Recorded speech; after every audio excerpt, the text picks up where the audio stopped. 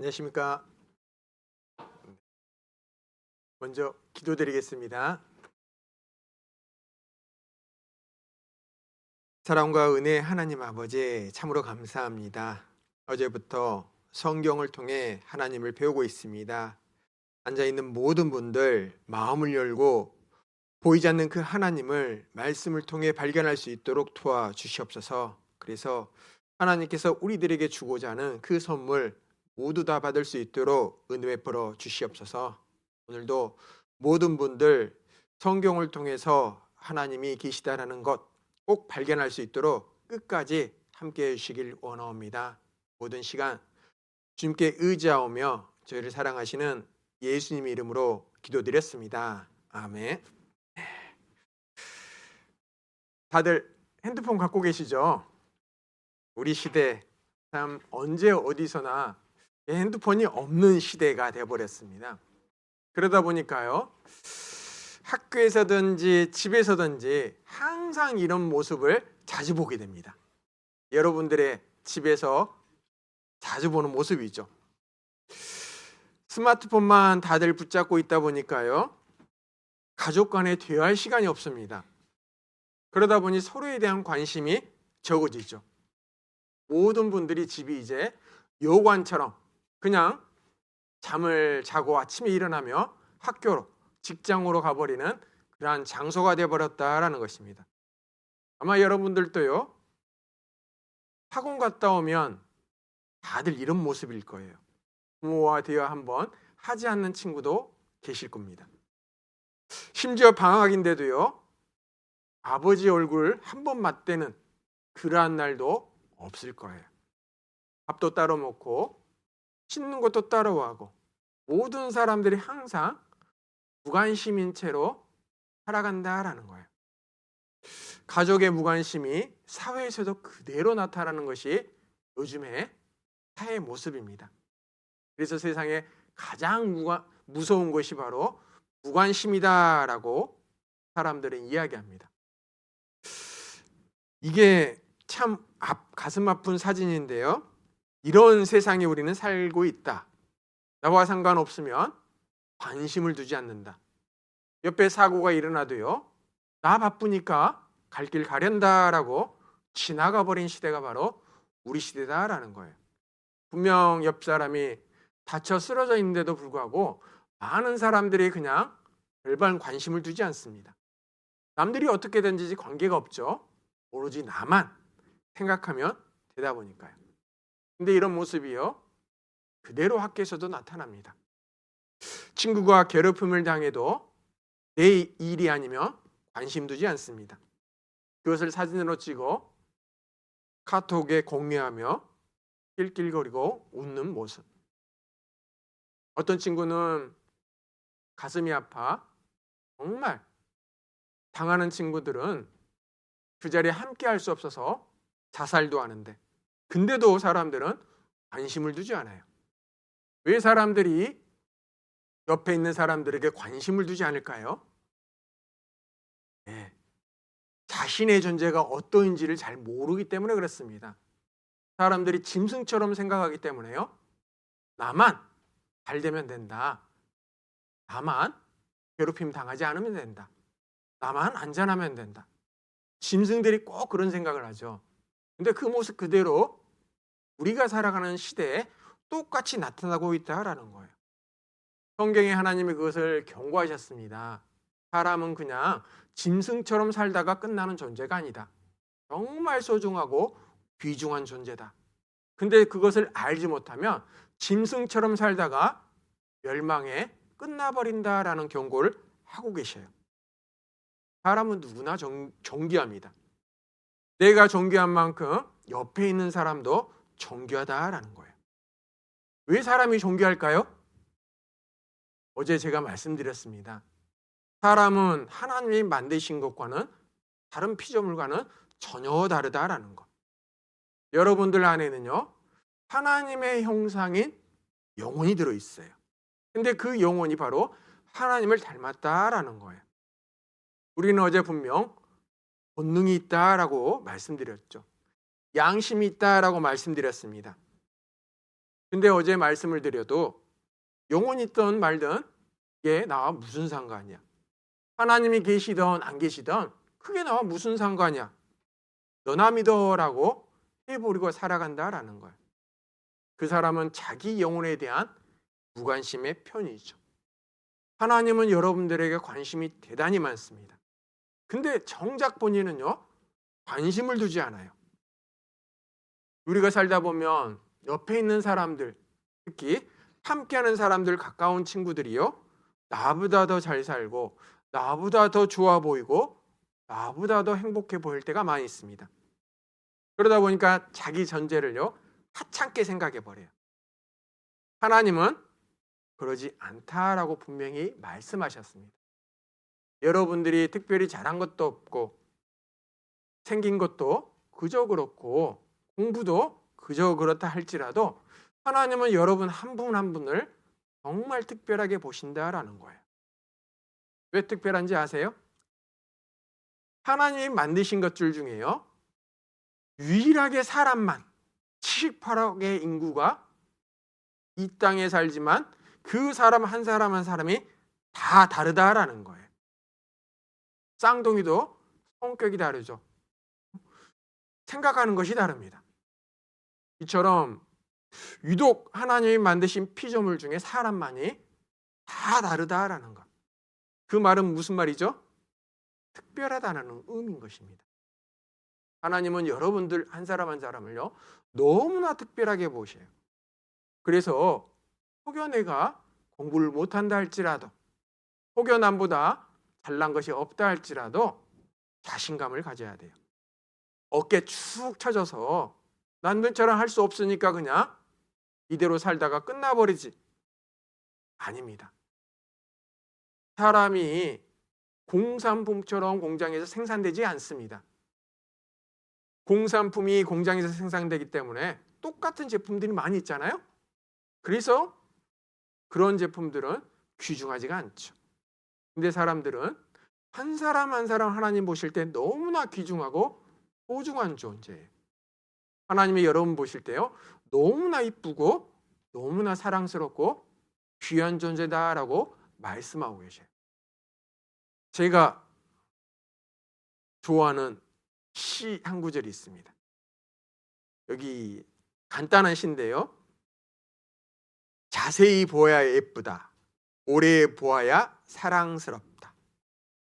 주위에 흔하게 볼 수 있는 풀꽃들, 여러분 아마 자세히 본 적 없으실 것입니다. 근데 한참게 보이는 그 풀꽃 하나도요, 자세히 보면 너무 이쁘다라는 거예요. 왜 이쁠까요? 제가 어제 말씀드렸죠. 하나님이 만드신 창조물에는 하나님의 솜씨가 들어있다. 즉 사소한 꽃 하나에도요, 완벽한 대칭의 구조, 사람이 볼 때 가장 아름다운 모습을 갖고 있기 때문에 예쁘다라는 것입니다. 근데 중요한 구절이 마지막에 써 있죠. 뭐라고 써 있죠? 너도 그렇다. 이 시인의 마음, 어찌 보면 하나님의 마음입니다. 하나님이 여러분 한 사람 한 사람을요, 너도 그렇다라고 말씀하고 계셔요. 하나님은 여러분들이 다르기 때문에 특별한 것입니다. 그렇기 때문에 소중하다라는 거예요. 성경 말씀 끝까지 잘 들어보시면 여러분 한 사람 한 사람이 얼마나 소중한지를 아실 거예요. 하나님은 여러분들을 그렇게 귀하게 보고 계신다라는 것입니다. 그래서 오늘도 어제에 이어 성경을 배워보겠습니다. 어제 배운 내용 잠깐 생각해 보도록 하겠습니다. 아마 기억이 가물가물하실 텐데요, 보이지 않는 하나님은 영이시다라고 말씀드렸죠. 그 영이신 하나님이 사람들에게 자신의 존재의 여부를 알려주셨어요. 뭘 통해 알려주셨다고 했죠? 네, 성경, 하나님 말씀. 그래서 지금 우리가 성경을 배우고 있는 것입니다. 성경을 들여다보면 보이지 않는 그 하나님이 계신다라는 사실을 누구나 알 수 있다라는 거예요. 어제 성경을 이제 하나 둘 배워봤습니다. 특별히 어제 배운 첫 번째 내용은 성경이 하나님 말씀이다라는 과학적인 증거를 몇 가지 살펴봤죠. 하나님께서는 사람이 알 수 없는 내용들을 적어 놓으시고 과학의 문명이 발달해서 망원경이 개발되고 또 전파, 수신기가 개발되어 땅을 감지할 수 있어서 그 기기를 통해서 성경에 기록된 말씀이 진짜인지 것인지를 확인할 수 있었습니다. 과학자들이 그것을 확인했더니 기록된 말씀이 사실이었다라는 것. 기록된 말씀이 사실이면 하나님이 정말 계시구나라는 것입니다. 그리고 두 번째는 천지 만물 창조하신 분이 하나님이시다라는 것이죠. 세상은 절대 우연히 저절로 생기지 않았다. 왜냐하면 하나님이 만드신 만물 안에는 솜씨가 들어있기 때문에 하나님의 솜씨, 질서와 규칙, 조화가 그 안에 들어있다라는 것. 그렇다는 것은 절대 우연히 저절로 생길 수가 없다라는 것입니다. 누가 만물 안에 규칙을 넣어두셨을까요? 하나님이시다라는 거야. 그래서 우리는 천지 만물을 만드신 분이 하나님이시구나라는 것을 어제 배웠습니다. 그리고 가장 중요한 사람에 대한 설명을 드렸죠. 사람은 정말 특별한 존재로 하나님이 만드셨다. 하나님의 형상인 영혼이 들어있기 때문에 영이 있다라는 것은 양심을 통해 알 수 있다라고 말씀드렸습니다. 또 짐승은 하나님 같은 신을 찾지 않는데 유일하게 사람만이 신, 하나님을 찾습니다. 그것은 영이 있기 때문에 그렇다라는 거예요. 뿐만 아니라 영원히 살고 싶은 마음이 사람에게는 있어요. 영혼이라는 단어를 아는 분은 하나님밖에 없습니다. 근데 어떻게 사람이 그것을 알 수 있을까요? 그것은 바로 여러분 안에 영혼이 있기 때문에. 다들 기억나시죠? 처음 듣는 분처럼 눈을 멀뚱멀뚱 저를 쳐다보면 아마 다 기억나실 거라 생각됩니다. 자, 오늘은 어제에 이어요. 성경이 하나님 말씀이다라는 증거들을 두 번째 사건을 통해서 확인하려고 합니다. 오늘 여러분들에게 말씀드릴 것은 뭐냐? 역사적인 증거를 통해서 정말 성경이 하나님 말씀이다라는 것을 확인해 보겠습니다. 어제 우리가 배운 창세기, 이 창세기는 모세가 쓴 글입니다. 지금부터 약 3,500년 전 모세가 기록된 내용이 첫 창세기 내용입니다. 모세는 성경의 5권을 기록합니다. 앞에 있는 구절, 창세기, 출애굽기, 레위기, 민수기, 신명기. 이 5권은 지금부터 3,500년 전에 기록된 성경의 내용입니다. 그런데 모세가 기록했던 그 내용 안에는 사람이 알 수 없는 이야기들이 가득 차 있어요. 특별히 오늘은 모세가 기록한 인간 역사의 시작에 대해서 배우려고 합니다. 근데 모세가 기록한 인간 역사의 시작, 성경은 그것을 에덴 동산이다라고 이야기하는데 모세가 태어나기 전에 지금 제가 대략 시기를 기록해 놓고 있죠. 태어나기 전에 몇 천 년 전이죠? 네. 수천 년 전의 이야기를 모세는 성경에 기록했습니다. 지금부터 약 6천 년 전의 이상의 인간의 역사의 시작이 모세가 성경에 기록했다라는 거예요. 어떻게 모세는 자기가 태어나기 수천 년 전의 이야기를 성경에 기록할 수 있었을까요? 그래서 성경이 하나님 말씀이다라고 하는 거예요. 하나님이 알려주셨기 때문에 모세는 하나님이 알려주신 내용을 성경에 기록했습니다. 모세는 에덴 동산이 어디인지 모릅니다. 가본 적도 없어요. 근데도 그것을 자세히 기록해 놓았죠. 우리나라 시작을 뭐라고 학교에서 배우죠? 중랑교회 우리 친구들은 공부를 열심히 해야 되는데 고조선이라고 배우죠. 1281년 삼국유사에 처음 기록됩니다. 근데 그 시기가 고조선의 시작의 시기가 모세가 태어난 시기가 비슷합니다. 그런데 그 기록된 내용이 분명히 1281년 삼국유사에 기록되어 있지만 그 기록된 내용에 대한 유물을 찾으려고 해도 찾을 수가 없어요. 뿐만 아니라 기록된 내용도 너무 추상적이라 믿을 수가 없습니다. 왜냐하면 그 안에요, 곰이 사람 됐다라고 설명이 되어 있기 때문에 그렇습니다. 제가 어저께 곰이 사람 될 수 있다고 했어요? 없다고 했어요? 없어요. 왜냐하면 처음부터 지혜인의 설계도가 다르기 때문에. 그래서 기록된 삼국유사의 내용을 믿을 수가 없습니다. 근데도 모르니까 지금 여러분들은 배우고 있어요. 그런데 그 이야기보다 더 오래된 이야기를 하나님은 성경에 기록해 놓으셨다라는 거예요. 인간 역사의 시작을 알 수 있는 분은 바로 하나님뿐이다라는 것이죠. 여러분의 시작을 알 수 있는 분은 누구죠? 부모님이죠. 그렇죠? 부모님이 태어나면서부터 지금까지의 모든 것을 부모님만이 알 수 있습니다.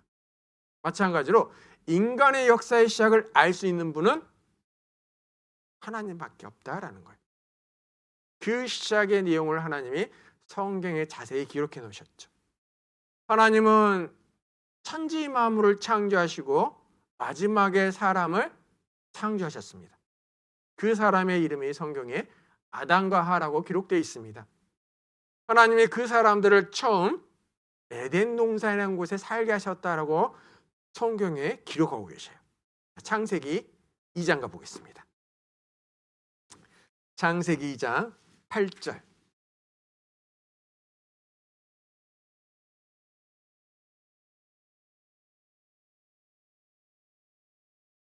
여호와 하나님이 동방의 에덴의 동산을 창설하시고 그 지으신 사람을 거기 두시고, 하나님이 창조하신 첫 사람 아담과 하와를 에덴 동산이라는 곳에 살게 하셨다라고 분명히 이야기했습니다.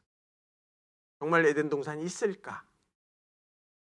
이 기록된 내용에 대해 많은 역사학자들이 사실인지 아닌지 궁금했죠.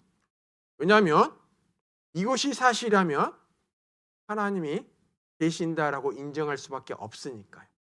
하나님은 이 지역을 자세히 설명해 두셨습니다. 자, 창세기 2장 10절부터 제가 쭉 읽겠습니다. 에덴 동산의 지역을 이렇게 설명해 놓으셨어요. 강이 에덴에서 발원하여 동산을 적시고 거기서부터 갈라져 네 근원이 되었으니 첫째 이름은 비손이라. 금이 있는 하일라 온 땅에 둘렀으며 그 땅의 금은 정금이요 그곳에는 베델리엄과 호마노도 있으며, 둘째 강의 이름은 기온이라. 부스 온 땅에 둘렀고 셋째 강의 이름은 hit데겔이라. 아수르 동편으로 흐르며 넷째 강은 유브라 되더라. 최초의 사람 아담과 하와가 살았던 에덴 동산의 지역, 하나님이 그 동산에 네 개 강이 흘렀다라고 자세히 설명하고 계시죠. 고고학자들도 이 기록된 내용이 사실인지를 궁금했습니다. 그래서 확인차 현장에 나가봤습니다. 아마 세계사책에 많이 배워서 아는 내용일 거예요. 여기 기록된 셋째 강의 이름이 hit데겔, 히브리 말입니다. 여기 써있죠. hit데겔, 히브리 말. 페르시아 헬라어로 뭐라고요? 티그리스라고 있죠. 그리고 네 번째는 유브라테스 강. 근데 지금도 이라크 지역에 흐르고 있다라는 것이죠. 이처럼 지도를 보면 hit데겔 티그리스 강과 유브라테스 강, 그 두 강이 이라크 지역에 흐르고 있다라는 것입니다. 그것을 영어로 써 있네요. 뭐라고 써 있죠? 메소포타미아. 메소포타미아 지역, 이 의미가 두 강 사이의 의미라는 뜻입니다. 메소포타미아 지역 많이 들어보셨죠? 성경 강연 때만 들어보셨어요? 공부 별로 안 하셨죠? 세계사 책에 나오는 지명입니다. 왜냐하면 인류 4대 문명의 발생지라고 세계사책에 기록됩니다. 첫 인류의 문명은 메소포타미아부터 시작됐다라고 배웁니다. 메소포타. 그것을 통해서 이집트, 인더스, 중국 황하강 문명으로 번졌다라고 분명히 세계사책에 배우고 있어요. 성경은 역사입니다. 세계의 역사. 역사라는 것은 사실이다라는 것을 의미하죠. 왜 인간의 역사책에 최초의 문명을 메소포타미아 문명이라고 기록하고 있을까요? 그들은 어떻게 그것을 알았을까요? 성경밖에 없습니다. 왜요? 최초의 기록이니까요. 세계사의 내용의 시작을 어떻게든 설명을 해야 되는데 설명의 단서는 어디서 찾아야 되죠? 세계사. 기록된 내용이 성경. 그래서 메소포타미아 문명이라고 그렇게 세계사책에 기록하는 것입니다. 월간 과학 잡지에 이렇게 분명히 이제 많이 나옵니다. 기적의 문헌은 정말 존재하였다. 천지 창조의 무대는 써 있죠. 메소포타미아 문명. 이것이 정말 사실이었다라는 것입니다. 그래서 요즘 신문에는 그냥 그 지역을 기록합니다. 여기 써 있죠. 이라크 푸르나 지역이 낙조 쓸쓸한 에덴 동산 옛 자리였다라는 것. 두개강이 없어도 지금 흐르고 있는 그 두개강을 통해서 성경에 기록된 에덴 동산의 자리가 여기구나라는 사실을 역사학자들이 확인한 것입니다. 그러면 두개강은 어디 갔을까? 예, 성경에 그러한 기록들이 자세히 나와 있어요. 에덴 동산은 지금의 페르시아만, 에덴 동산 최초의 역사 유적지가 그 지역에 가면 수두룩하다라고 역사학자들이 이야기하고 있죠. 두개강이 흐른 것을 통해서 그곳이 에덴 동산 지역이구나라는 것을 고고학자들이, 역사학자들이 가서 확인했던 것입니다. 그러면 두개강은 어디 갔을까? 창세기 3장을 보면 에덴 동산에 살고 있는 아담과 하와가 하나님께 죄를 짓습니다. 그래서 하나님이 그들을 거기서 쫓아내버립니다. 에덴 동산은 아담과 하와가 살기 위해서 만들어 두셨는데 이제 그들이 거기서 살 수 없게 쫓겨났기 때문에 그 에덴 동산은 필요가 없어졌습니다. 죄를 물든 그 장소를 하나님이 땅속에 묻어버렸다라고 성경에 기록해 놓으셨어요. 앞에 보시면 에스겔서에 이렇게 설명하고 있습니다. 에덴의 모든 나무 지하 땅속에서 위로를 받게 에덴 나무는 지하에 내려갔다라고 설명합니다. 아담과 하와가 쫓겨난 이후 하나님께서 그 에덴 동산을 땅속에 묻어버렸다라는 것. 근데 왜 하나님이 두개강을 남겨두셨을까요? 아마 네개강 전부 다 땅속에 묻어버렸으면 역사학자들이 어디가 에덴 동산인지 찾지 어려웠을 것입니다. 그래서 하나님께서는 두개강을 흐르게 두시고 두개강은 땅속에 묻어버렸다라는 것. 그래서 고고학자들이 만약 기록된 성경의 말씀이 사실이면 땅속에 그 두개강의 흔적이 있지 않을까라고 그 지역의 땅속을 조사해 봤습니다. 여기 그렇게 신문에 나와 있죠. 우주의 최신 기술이 고대 문명의 수수께끼를 푼다. 에덴 동산의 강을 발견했다라고 이야기합니다. 우주왕복선 콜럼비아호가 에덴 동산 지역을요 엑스레이 투시로 쭉 스캔해 봅니다. 그랬더니 정말 성경에 말한 그 두 강의 흔적이 땅 속에 있었다라는 것을 발견한 거예요. 그것을 신문 기사에 이렇게 나와 있죠. 티그리스 유프라테스는 현재도 실존한다. 사라진 강 비송 기온 첨단 과학이 규명했다. 미국 우주왕복선 고대 강중기를 차단했습니다. 여기 써 있죠. 레이더가 아프리카 북부 사라 사막 깊게 묻힌 고대강 줄기를 찾았다라고 설명하고 있습니다.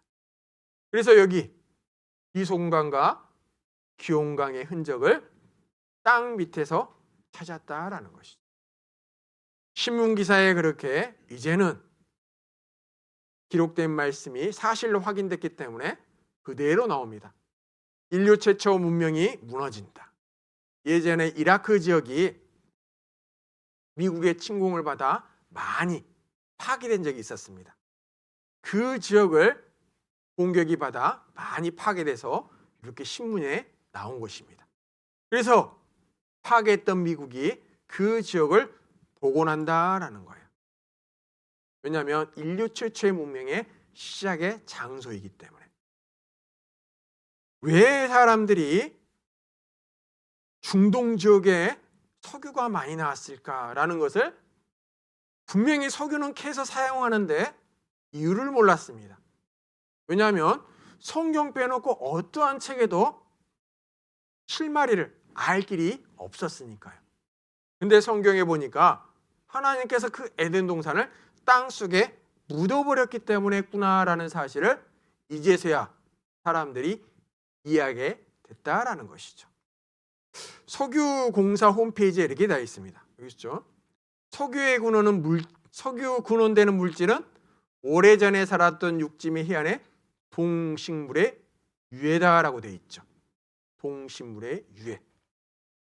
석유는 노아 홍수 때 식물이 묻혀 생성이 됐다라는 것. 즉 에덴 동산은 내기강이 흘러 너무나 풍족한 나무와 숲, 동물들이 살고 있었던 그러한 장소였습니다. 근데 하나님께서 그 장소를 땅속에 묻어버렸다라는 거예요. 결국 그것을 통해서 지금의 중동의 지역에 그 많은 석유가 만들어졌다라는 것이죠. 자, 성경에 기록된 하나님의 인간 역사의 시작의 내용이 고고학자들이 확인했습니다. 사실로 확인했죠. 분명히 하나님은 성경에 기록된 내용을 통해서 자신의 존재를 알려주신다라고 말씀드렸습니다. 그래서 어제는 과학적인 증거를 통해서 몇 가지 확인해봤고, 오늘은 역사적인 증거를 통해서 지금 하나님의 존재 여부, 즉 성경을 통해서 자신을 드러내는 하나님을 지금 확인하고 있는 것입니다. 자, 처음 배웠던 에덴 동산, 인간 역사의 시작이라고 말씀드렸죠. 에덴 동산의 내용이 여러분들은 방금까지 증거를 봤습니다. 기록된 증거를 통해서 이것이 사실이다라고 인정이 되면, 그러면 결과적으로 하나님이 계신다라는 것을 지금 알려주고 있는 거예요. 왜냐하면 인간의 역사의 시작을 알 수 있는 분은 누구밖에 없다 그랬죠? 그렇죠. 하나님밖에 없으니까요. 모세는 지금 에덴 동산의 이야기를 통해서 우리에게 증거 되는 것을 고고학자들이 확인했습니다. 모세가 기록했던 그 내용을 우리는 증거를 통해서 사실임을 알았습니다. 그러면 이 내용이 사실이면 그렇구나, 보이지 않는 하나님이 계시구나라는 것을 누구나 알 수 있다라는 거예요. 하나님은 지금 인간의 역사의 내용을 통해서 우리에게 자신의 존재 여부를 알려주고 있는 것입니다. 그래서 기록된 내용이 사실인지 거짓인지를 확인하는 거예요. 이처럼 인간 최초의 역사의 장소가 사실이었습니다. 그래서 하나님이 계신다라고 말할 수 있는 거예요. 하나님은 에덴 동산을 통해서 아담과 하와가 잘 살기를 바랐는데, 근데 그들은 거기서 하나님의 명령을 어기고 하지 말라는 것을 하고 죄를 지었습니다. 그리고 거기서 쫓겨나서 이제 생활하게 됩니다. 자신들이 죄를 지어 쫓겨났기 때문에 이제 자기 자식들에게 하나님께 돌아올 것을 가르치고 이끌어야 되는데 이후에 태어난 사람들은요, 하나님께 돌아오기는커녕 점점 하나님과 멀어지는 삶을 살았다라고 성경은 이야기합니다. 하나님과 멀어졌다라는 의미는 죄를 반복해 지었다라는 것을 의미하는 것입니다. 아담이 자녀를 낳고 자녀가 자녀를 낳고 계속 인류가 번성해 가는데 10대 후손인 노아 시대에 하나님이 그 시대를 딱 보니까요, 가만 보고 둘 수 없게 된 것입니다. 세상에 죄가 너무 가득 차서 가만둘 수 없게 되었다라는 거예요. 죄가 가득 찬 시대. 그래서 하나님께서는 그 시대에 대홍수를 통해서 모든 사람은 물로 싹 쓸어버렸다라고 성경은 기록하고 있습니다. 자, 에덴 동산의 이야기 다음에 노아. 두 번째 성경에 기록한 인간의 역사의 내용. 하나님이 사람들이 죄를 지어 심판한 내용의 기록. 그 시대를 성경은 노아 시대, 노아 대홍수다라고 기록하고 있습니다. 창세기 6장 한번 보겠습니다. 창세기 6장.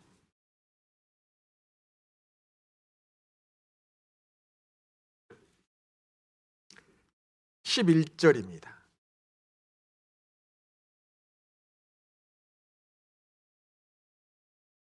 때 온 땅이 하나님 앞에 폐기하여 강포가 땅에 충만한지라. 하나님이 보신즉 땅이 폐기하였으니 이는 땅에서 모든 혈육 있는 자의 행위가 폐기함이었더라. 폐기라는 말은 타락했다라는 의미입니다. 썩었다. 강포가 충만했다라는 것은 폭력이 가득 찼다라는 것입니다. 노아 시대의 사람들, 세상 사람들이 죄로 가득 찼다라는 것을 지금 하나님이 성경에 기록하게 하신 것입니다. 그래서 하나님이 이 세상의 사람들을 가만둘 수 없었던 거예요. 하나님 물로 그 사람들을 심판했습니다. 13절, 창세기 6장 13절. 하나님이 노아에게 이르시되 모든 혈육 있는 자의 강포가 땅에 가득하므로 그 끝날이 내 앞에 이르렀으니 내가 그들을 땅과 함께 멸하리라. 하나님을 잘 섬기고 있던 노아의 가족. 결국 노아마저 타락하면 이 세상은 끝나고 말기 때문에 하나님은 더 이상 기다리지 않으시고 이 세상을 물로 심판하셨다라는 거예요. 인간의 죄가 하나님의 한계점 이상에 되면 하나님은 반드시 심판하십니다. 여러분도 물은 몇 도에서 끓어요? 100도에서 끓죠. 99도 끓지 않습니다. 근데 100도 딱 되는 순간 막 끓습니다. 이처럼 하나님의 심판도요, 한계점이 있습니다. 참고 참으시다가 그 한계점에 딱 도달하면 하나님은 심판하신다라는 거예요. 여러분들도 집에 쓰레기 처음 넣을 때 하나 둘 넣다 쓰레기 봉지에 두툼하게 쌓이면 어떻게 하죠? 발로 밟고 또 밟죠. 더 이상 밟을 곳이 없으면 어떻게 돼요? 이제 버리죠. 그 버리는 쓰레기는 쓰레기 수거해서 어떻게 하죠? 먼저 다 불러 태워버립니다. 딱 태워버려요. 하나님이 사람을 이 세상에 만드신 이유는 죄 짓고 살아라 만드셨을까요? 아닙니다. 양심대로 살아가라라고 만드셨어요. 근데 사람들은 그 양심을 저버리고 자기 욕심대로 살아가는 거예요.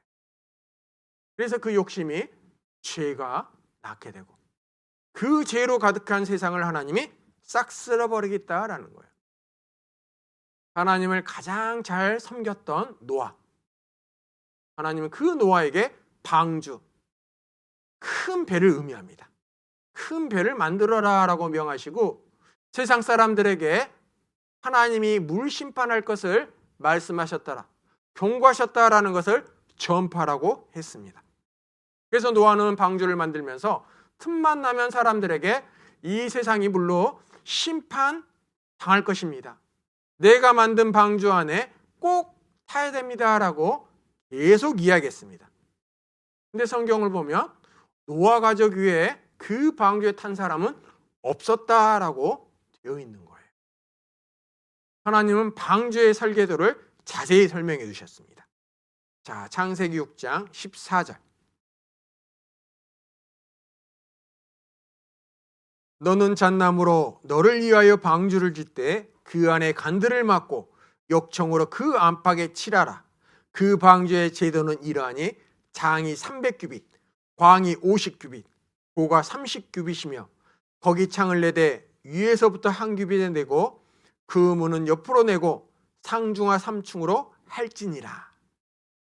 하나님이 불러주신 설계대대로 노아와 가족들은 배를 만듭니다. 규빗, 여기서부터 여기까지 한 규빗입니다. 요즘 여러분들이 이해하기 쉬운 미터로 계산하면 길이가 약 138m, 넓이가 23m, 높이가 14m, 엄청나게 큰 3층으로 된 배.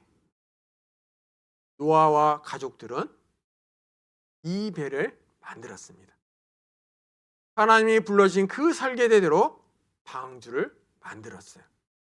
근데 방주가 완성된데도 불구하고 저 방주에 탄 사람은 8 노아의 식구밖에 없었습니다. 노아와 부인 그리고 3 아들이 있습니다. 그 3 아들의 부인까지 합해 총 8명만 저 방주에 탔다라는 거예요. 하나님은 그들이 타기 전에 저 방주 안에 동물들의 한 쌍씩을 들어가게 해주셨습니다. 그리고 노아의 가족이 방주에 딱 탔을 때 하나님이 방주의 문을 하고 닫아버렸어요. 누가 닫았다고요? 하나님이요. 노아가 닫은 게 아닙니다. 하나님이 닫아버렸어요. 닫은 즉시부터 이 세상에 밤낮으로 끊임없이 40일간 비가 쏟아집니다. 그 비로 말미암아 홍수가 나고 홍수로 말미암아 이 세상의 모든 코로 호흡하는 모든 동물들, 사람들 다 죽게 되었다라는 거예요. 창세기 7장 17절입니다.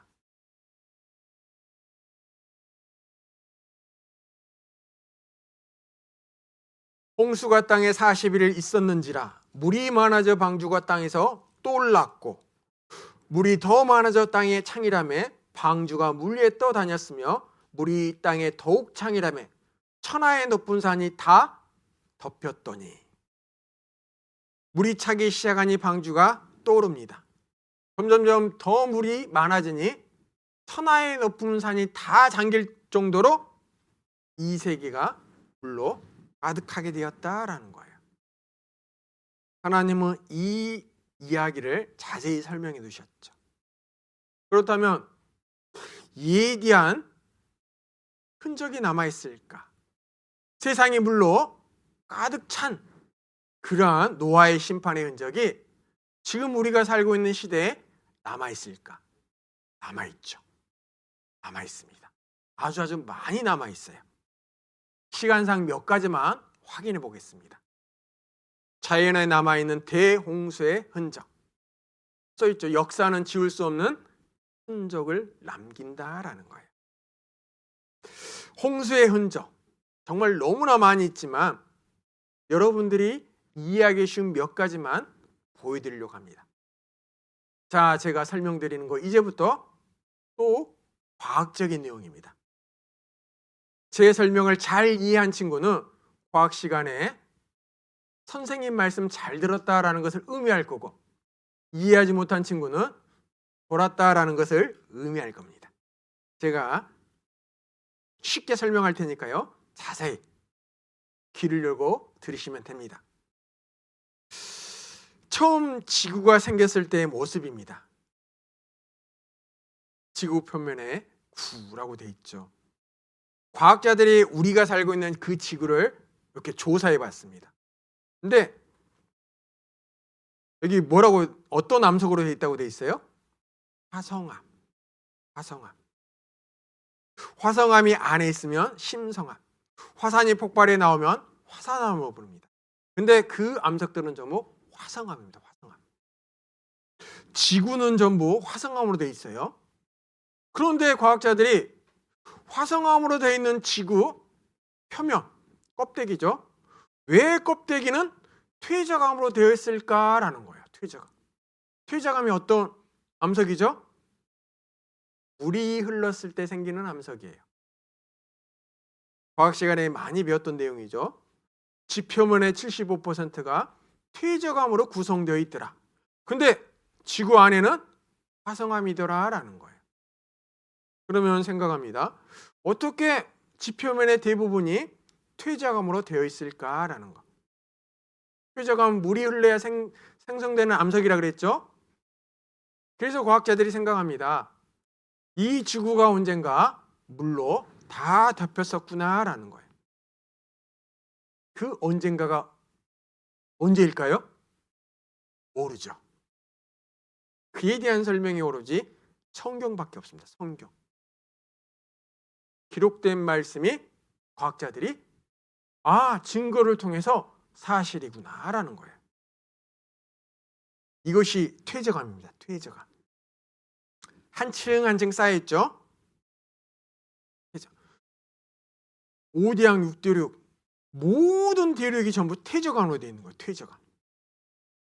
그러면 언젠가 이 지구는 물에 덮여진 적이 있었구나라는 거예요. 여러분들이 과학 시간에 배웠네요. 원래 오랜 시간 동안 지층이 형성되면 이런 모양이어야 됩니다. 이런 모양. 과학 시간에 많이 배웠죠. 퇴적, 침식, 퇴적, 침식을 통해서 층이 이렇게 형성된다라는 거예요. 그런데 오랜 시간 동안 지층이 형성되면 모양이 어떻게 되죠? 그렇죠. 이렇게 됩니다. 이렇게. 그렇죠. 바람, 또 비, 그것을 통해 깎이고 또 쌓이고 깎이고 쌓이고 저런 모양이 되는 것이 일반적인 과학적인 상식이에요. 그런데 실제로 관측해 보니까 뾰족뾰족하는 것이 아니라 어떻게 돼 있어요? 판판해요. 판판해. 판판하다라는 의미는 물이 흘러야만 가능한 거예요. 구조가. 그렇기 때문에 이 세상은 언젠가 물이 흘러서 이렇게 지층이 쌓였구나라는 것. 그 언제라고요? 노아. 왜냐하면 어느 책에도 이것을 설명하는 책이 없으니까요. 성경에만 써 있습니다. 성경에만. 어떻게 성경에 그런 내용이 기록될 수 있었을까요? 그래서 성경을 하나님 말씀이다라는 거예요. 자, 그리고 또 바다에서만 생산되는 소금들이요, 왜 이렇게 지표면에 많이 있을까라는 것. 육지에 생산되는 소금, 연호, 산지들 기록된 내용입니다. 제가 저 장소 몇 군데만 보여드리겠습니다. 몽골, 옵스, 호스입니다. 근데 저 호수가요, 옆에 하얗게 보이는 거 있죠? 뭐죠 저게? 소금이에요. 소금. 몽골은 바다가 없는 나라예요. 바다가 없는 나라에 왜 호수들이, 저런 소금 호수들이 많이 있을까라는 것. 언젠가 바다에 잠겼어. 바닷물이 빠졌을 때 빠져나가지 못한 그러한 호수들은 소금 호수들로 남아있다라는 거예요. 누가 저기다가 바닷물을 퍼날렸을까요? 아니죠. 몽골에는 소금 호수들이 여러 개 있습니다. 분명히 바다를 접하지 않았는데도 저런 소금 호수들이 많이 있어요. 또 이런 소금 생산 지역이 육지에 많이 있는데요. 또 하나, 볼리비아 나라도 바다를 접하지 않습니다. 근데 산 꼭대기, 여기 써 있죠. 3653m. 유니 소금 사막이라고 되어 있죠. 저 하얗게 보이는 게 뭘까요? 소금이에요. 소금. 어느 곳은 100m 정도의 두께. 저 소금 사막 지역에요, 산호섬도 발견됩니다. 산호섬. 산 꼭대기에. 자, 그렇다 그러면 산호들은 어디서 살아요? 바다. 산호가 볼리비아 저 유니 저 산막 위에 소풍 갔을까요? 언젠가 바다에 덮였구나라는 사실을 안 거예요. 아프리카 한복판. 제가 동그라미 쳐놨죠. 딱 한복판이잖아요. 저 한복판에요. 여기 기둥들이 보여있죠. 여기 흙에 덮여있는 흙을 싹 걷어내면 요것들을 캡니다. 이게 뭐냐면 소금입니다. 소금. 이 사람들이 지금 뭐하고 있느냐, 이 소금을 캐서 아프리카에 다 팔러 다니는 거예요. 그러면 저 아프리카 한복판에 웬 소금들이 저렇게 가득 있을까요? 바닷물에 잠겼다가 빠져나가지 못하고 증발되어 남은 소금 덩어리들이 저렇게 그대로 남아있다라는 것이죠. 언젠가 이 지역도 소금으로, 바닷물로 덮인 적이 있었구나라는 사실, 이렇게 증거를 통해서 확인하는 것입니다. 자, 그리고 하나님이 결정적인 증거를 성경에 기록해 놓으셨는데 창세기 8장 4절에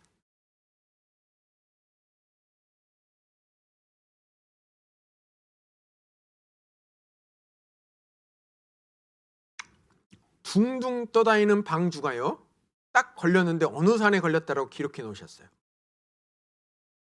7월곡 그달 17일의 방주가 아라랏산에 머물렀으며, 시간이 지나 물이 점점점 빠지니까 둥둥 떠다니는 방주가 어느 산 중턱에 딱 걸렸는데 그 산 이름이 아라라. 참, 하나님이 많은 산 중에 왜 아라랏산에 딱 걸치게 하셨는지 제발 좀 알아라라고 이야기하셨겠죠. 이 아라랏산이 진짜 있습니다. 터키 북동부에 이 아라랏산이 그대로 존재하고 있어요. 터키 북동부에 있는 아라랏산, 해발 5,165m, 4,000m 이상은 만년설로 덮여있는 그러한 산, 이곳의 방주가 머물렀다라고 성경에 기록되어 있죠. 그래서 많은 사람들이 혹여나 방주의 흔적이라도 남아있지 않을까라고 궁금했죠. 찾았더니 역시나 흔적이 남아있는 거예요. 신문에 많이 나와 있는 기사들입니다. 노아의 방주 터키 아라랏산에서 찾았다. 구약 성서에 나오는 것과 모양과 크기가 같더라. 아라랏산 정상의 얼음 속에 노아의 방주가 있었더라. 노아의 방주는 실제로 있었다. 그래서 이것을 확인하기 위해서 올라갔던 사람도 있죠. 1955년 페르랑 나바라라는 사람이 목숨 걸고 올라가 저 방주 조각을 잘라서 내려왔습니다.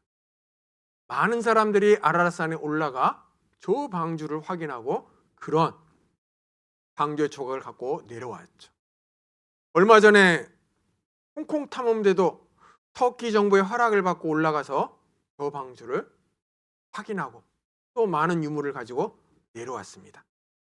그리고 박물관에 보관해 누구나 그 노아의 방주 그것을 보게끔 했다라는 거예요. 이에 대한 영상이 TV에 방영된 적이 있는데 잠깐 보겠습니다.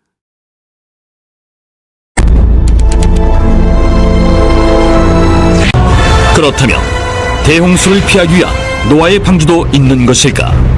있다면 어디에 있는 것일까?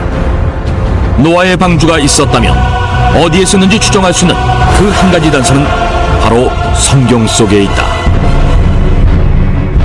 성경의 창세기 8장 4절에는 그리하여 일곱째 달 11의 날에 방주가 아라랏산 위에 내려앉았다라고 되어 있는데, 즉 노아의 방주가 아라랏산에 있다고 그 장소를 말하고 있는 것이다.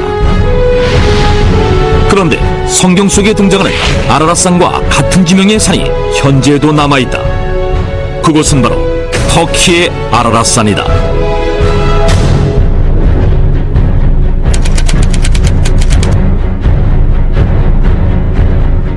터키의 아라랏산은 그 지방말로 쿠이 누라고 불리기도 했는데, 이는 노아의 산이라는 뜻이며 오랫동안 신성시 되어 온 곳인데다가 현재 이곳 동네 이름들은 지난 수천 년간 노아와 노아의 자손들의 이름을 사용하고 있다고 한다. 뿐만 아니라 이 아라랏산에는 바다에서만 볼 수 있는 어패류의 화석과 소금 등 대홍수가 있었음을 증명하는 흔적들이 발견되기도 했다.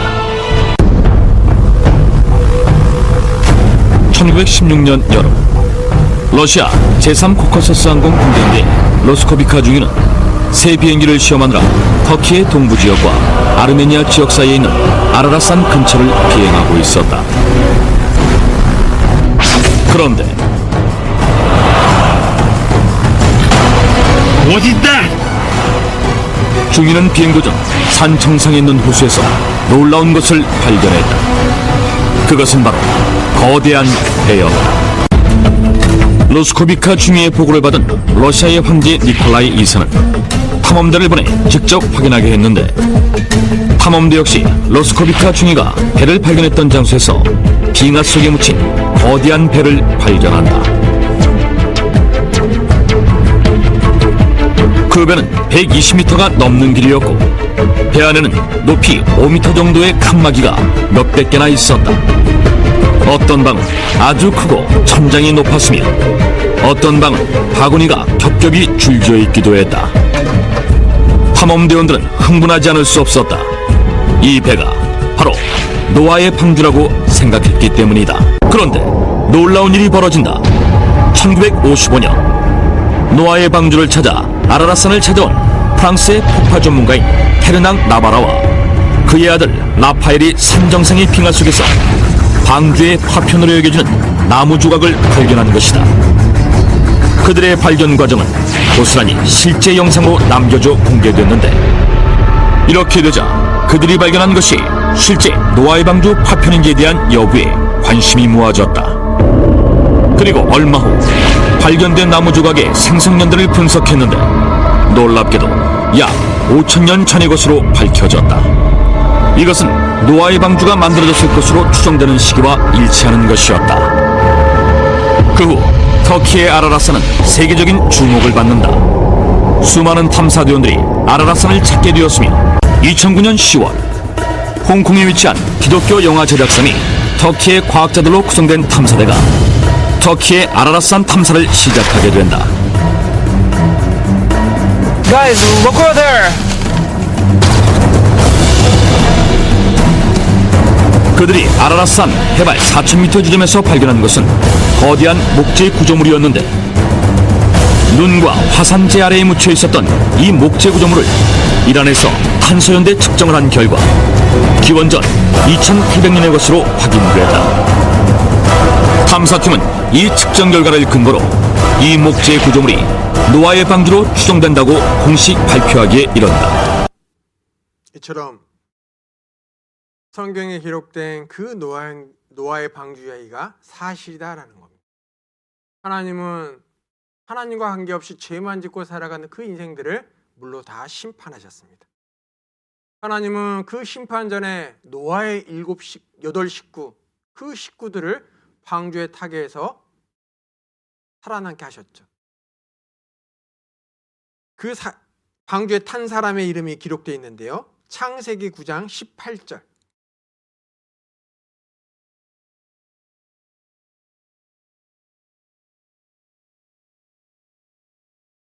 방주에서 나온 노아의 아들들은 셈과 함과 야벳이며, 함은 가나안의 아비라. 노아의 이 세 아들로 쫓아 백성이 온 땅에 퍼지니라. 셈, 함, 야벳. 어디서 많이 들었던 이름이죠. 세계사책에 기록된 이름들인데 공부해서 알고 있죠? 여기 써 있습니다. 세계사책 갖고 왔습니다. 여기 오리엔트에서 활약한 민족, 무슨 족이라고요? 셈족, 함족, 야벳족. 이 세 이름이 어디에 기록되어 있어요? 성경에. 셈족은 아시아, 한국 사람이 셈족입니다. 함족은 아프리카, 야벳족은 유럽. 노아 홍수 이후에 새로운 이 세 아들들을 통해서 민족이 시작됐다라는 거예요. 성경에 기록된 이 신화 전설이 아닙니다. 역사책에 기록된 사실이다라는 거예요. 근데 하나님은 노아 시대의 물 심판으로 세상이 끝난 것이 아니다라고 경고하십니다. 앞으로 살고 있는 이 세상은 불심판이 준비되어 있다라고 경고하고 계셔요. 자, 앞에 베드로후서 3장에 기록된 말씀인데 앞에 한번 보시겠습니다. 베드로후서 3장 6절에 이렇게 경고하셨습니다. 이로 말미암아 그때 세상은 물의 넘침으로 멸망하였을 때, 그때는 언제죠? 노아 시대겠죠. 물의 넘침으로 멸망할 때. 그런데 이제 하늘과 땅은 그 동일한 말씀으로 불사르기 위하여 간수한 바 되어 경건치 아니한 사람들의 심판과 멸망의 날까지 보존하여 두신 것이니라. 지금도 동일한 하나님의 말씀으로 불사르기의 이 세상이 준비되어 있다라고 경고하셨습니다. 노아 시대 사람들이 심판당한 이유는 뭐 때문이죠? 죄. 하나님은 죄를 반드시 심판하십니다. 근데 노아 시대 사람들의 죄가 많을까요? 우리가 살고 있는 시대의 사람들의 죄가 많을까요? 이런 죄 많은 세상을 하나님이 가만히 두고 계실까요? 분명히 심판하십니다. 하나님은 분명히 불로 심판하신다라고 경고하셨어요. 그런데 이 경고로요, 하나님이 경고로 끝내시는 것이 아니라 샘플을 주셨습니다. 샘플로. 불로 태워버린 적이 있어요. 베드로후서 2장 5절에 그렇게 하나님이 말씀하셨는데요. 옛 세상을 용서치 아니하시고 오직 의를 전파하는 노아와 그 7 식구를 보존하시고 경건치 아니한 자들의 세상에 홍수를 내리셨으며 소돔과 고모라 성을 멸망하기로 정하사 죄가 되게 하사 후세에 경건치 아니할 자들에게 본을 삼으셨으며. 제일 중요한다. 여기 써 있네요. 본을 삼으셨다라는 거. 본을 삼기 위해 어느 도시를 멸망시켰다고요? 소돔과 고모라 성을 멸망해서 후세 정신 차리지 못한 사람들에게 본을 삼으셨다라고 분명히 말씀해 주셨습니다. 하나님은 소돔과 고모라 성을 불로 샘플로 심판해 보이셨어요. 그러면서 동일한 그 말씀으로 이 세상을 불로 심판할 것을 경고하셨습니다. 창세기 19장에 보면요, 소돔과 고모라 성이 불과 여왕으로 당하는 사건이 기록되어 있습니다. 소돔 뜻이 무슨 뜻인지 알아요? 동성의 뜻이요. 동성애. 인간이 성적으로 타락이 극심해지면 꼭 나타나는 것이 동성애입니다. 동성애. 특이하게 하나님의 창조물 중에 동성애하는 창조물은 사람밖에 없어요. 짐승들이 동성애하는 거 봤어요? 그러니 사람을 가만두지 않고 심판하시겠다고 경고하시는 거예요. 이 시기에 가득하죠? 하나님이 가만두고 보실까요? 심판하십니다. 심판해요. 그 심판의 본보기로 소돔과 고모라 성을 내가 멸망시켰다라고 경고하셨죠. 성경에 기록된 말씀을 통해 교훈받지 못한 민족은 똑같은 일을 반복합니다. 여러분도 똑같이 그러면 안 된다라는 거예요. 분명 하나님이 본을 보여주셨습니다. 그럼 우리는 그 본을 듣고 돌이켜야 되죠. 창세기 19장 한번 보겠습니다. 하나님이 불과 영으로 멸망시켰던 그 기록의 내용. 창세기 19장 24절입니다.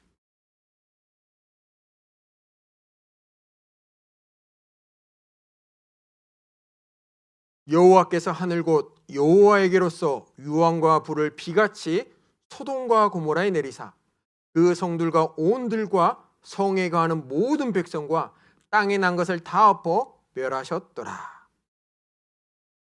이 기록된 역사적인 내용, 반드시 이것이 사실이면 고고학적 유물을 통해서 확인할 수 있습니다. 신문에 기록되어 있죠. 소돔과 고모라 성 찾았다. 성경 속에 소돔과 고모라 성 사해 연안에 실제 있었다라는 것입니다. 여기가 발견하고 있는 장소죠. 발견하고 있는 장소.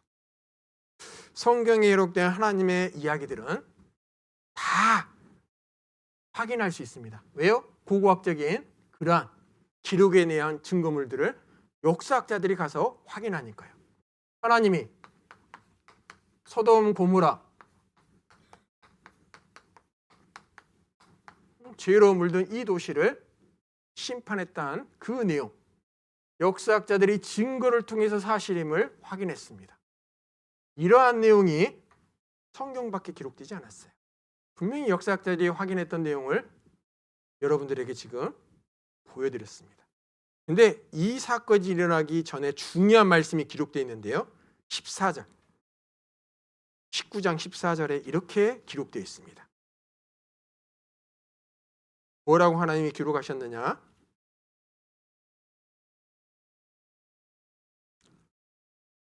롯이 나가서 그 딸들과 정혼한 사이들에게 고하여 이르되 여호와께서 이 성을 멸하실 터이니 너희는 일어나 이곳에서 떠나라 하되 그 사이들이 뭐라고 써 있어요? 농담으로 여겼더라.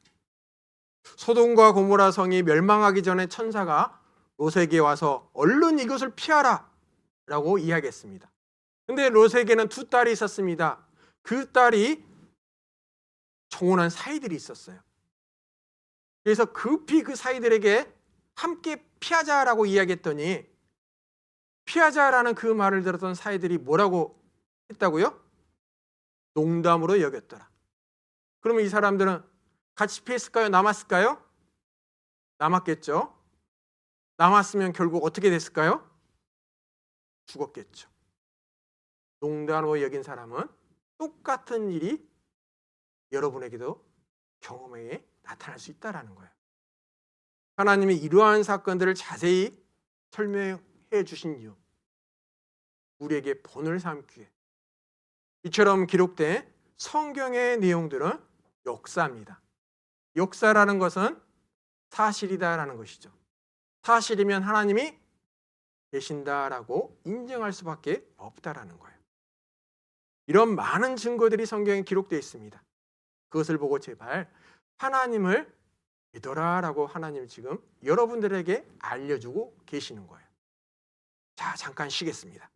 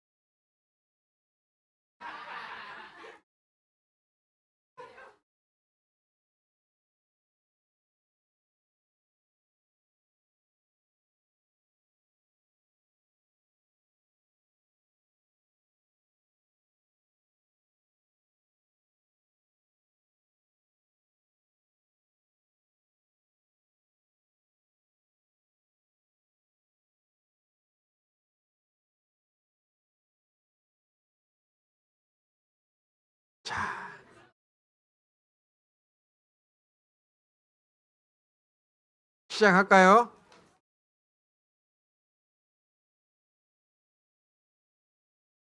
시작하도록 합시다. 집중하기 위해서 박수 한번 쳐보겠습니다. 박수. 그런데 박수 치는데요, 제가 말하는 숫자에 2개를 빼고 쳐야 됩니다. 2개예요. 2개. 자, 박수 준비. 2개 빼고 쳐야 됩니다.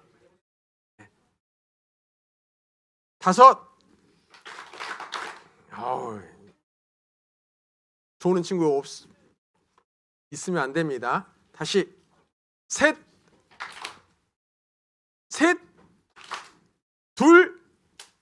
그렇죠. 저렇게 하면 안 되죠. 네. 자, 다 들어오셨죠?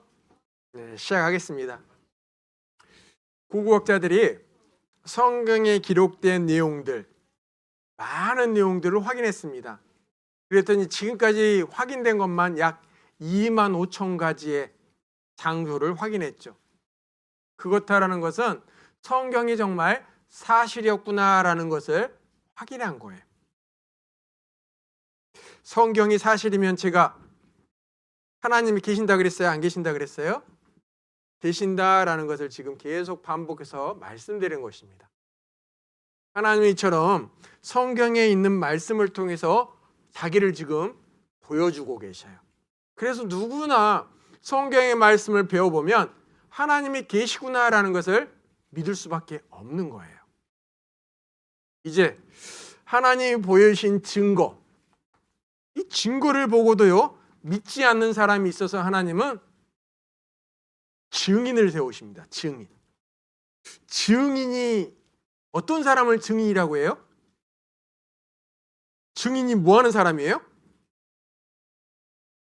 예, 내가 뭔가를 본 사람. 그렇죠? 내가 확인한 사람. 아마 여기 앉아 있는 친구들 중에 재판장에 가본 적 있어요? 꼭 죄 지어서 가는 게 아니잖아요. 그렇죠? 아마 관계된 사건을 통해서 또 증인을 통해서 갈 수도 있습니다. 판사, 그 재판하는 판사는 잡혀온 죄인, 그 죄인이다라고 잡아왔는데 그 사람이 죄 지은 거 그 판사는 봤을까요? 못 봤을까요? 못 봤죠. 근데 잡혀온 사람은 자기는 죄인이 아니래. 저 강도 아니에요. 억울합니다라고 말을 합니다. 그럼 판사는 어떻게 해야 될까요? 아이고, 당신 얼굴 보니까 선하게 생겼네요. 그냥 집에 가세요라고 해야 될까요? 아니죠. 판사는 보지 않았지만 재판을 해야 됩니다. 그럼 어떻게 판사는 판단해야 될까요? 먼저는 증거를 통해 판단합니다. 경찰들이 어떤 사건이 일어나면 증거들을 수집하죠. 그래서 재판정에서 그 증거들을 보여줍니다. 판사는 자기가 그 사건을 보지 않았지만 증거를 보고 저 사람이 강도인지 아닌지를 판단합니다. 그런데 잡혀온 사람이 아니 저 증거 조작된 겁니다. 저 증거 잘못된 거예요. 저는 남의 물건 훔치지 않았습니다 라고 그렇게 이야기해요. 그럼 판사는 어떻게 판단해야 될까요? 이번에는 증인이 있으면 증인을 불러서 판단하는 것입니다. 증인, 혹여 저 사람 강도 짓을 했다면 그 강도 짓을 본 사람, 그 본 사람을 불러 이야기를 들어오는 것이죠. 마찬가지로 하나님 많은 증거를 보여주는데도 불구하고 믿지 못하는 사람들, 그래서 하나님께서는 증인을 세우셨습니다. 증인.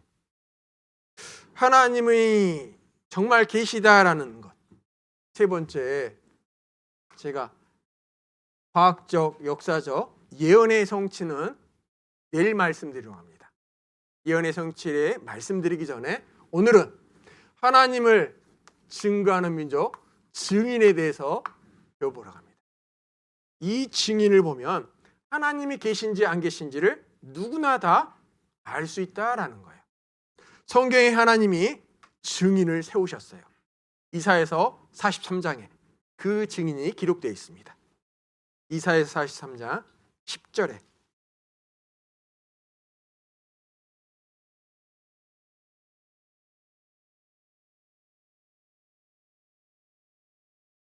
나 여호와가 말하노라 너희는 나의 증인 나의 종으로 택함을 입었나니 이는 너희로 나를 알고 믿으며 내가 그인 줄 깨닫게 하려 함이라. 나의 전에 짐을 받은 신이 없었느니라 나의 후에도 없으리라. 너는 나의 증인이다 라고 이야기합니다. 그럼 너는 누굴까요? 43장 1절에 기록되어 있습니다. 1절 야곱아 너를 창조하신 여호와께서 이제 말씀하시느니라. 이스라엘아 너를 조성하신 자가 이제 말씀하시느니라. 너는 두려워 말라. 내가 너를 구속하였고 내가 너를 지명하여 불렀나니 너는 내 것이니라. 야곱. 이 야곱의 이름을 하나님이 나중에 이스라엘로 바꿔줍니다. 그러니까 똑같은 사람이에요. 근데 이 이스라엘이 지금은 나라 이름이 됐죠. 나라 이름. 이스라엘에 사는 사람들 유대인이라고 합니다. 유태인. 하나님의 증인.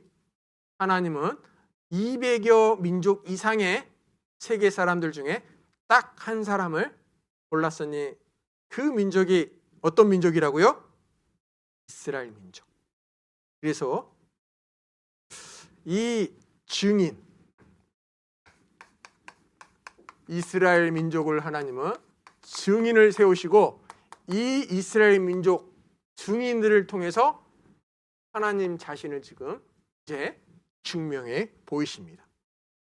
자, 그렇다면 이 증인, 하나님이 이 증인을 이스라엘로 세우셨어요.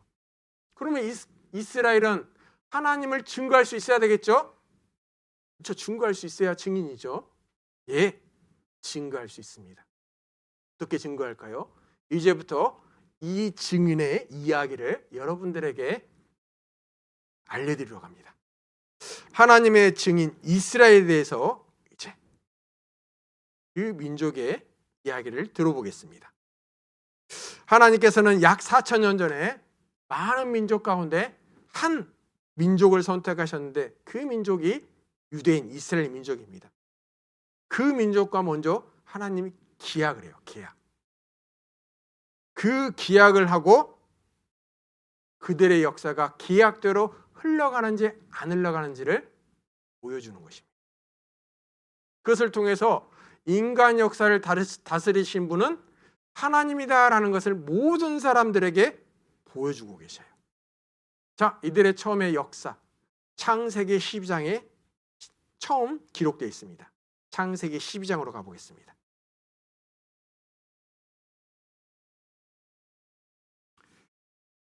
창세기 12장 1절